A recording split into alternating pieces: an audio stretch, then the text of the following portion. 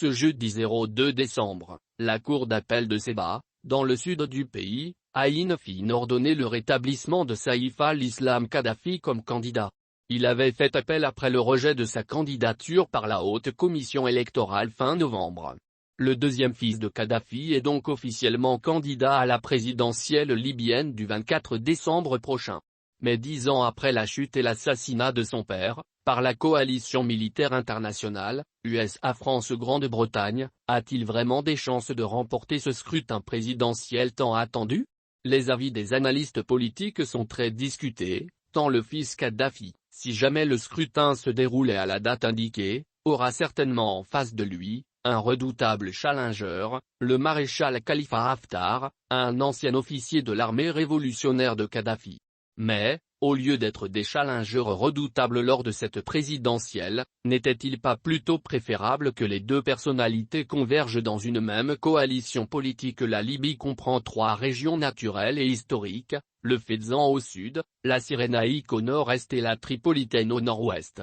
Les alliances tribales et régionales feront probablement le jeu. Aussi, le poids militaire des candidats va-t-il certainement peser?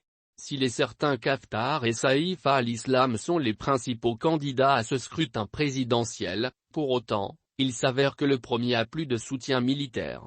À 49 ans, le deuxième fils de l'ancien guide libyen, Mouammar Kadhafi, est constamment présenté, sans qu'il en fût le dauphin officiel, comme le successeur potentiel de son père dont il avait toujours joué les émissaires à l'international.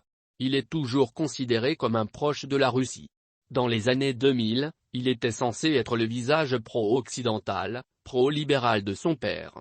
Parce qu'il croit à ses chances que Saïf al-Islam faisait, il y a quelques mois, dans une interview accordée au New York Times, part de ses ambitions politiques et de sa volonté de restaurer l'unité perdue de la Libye.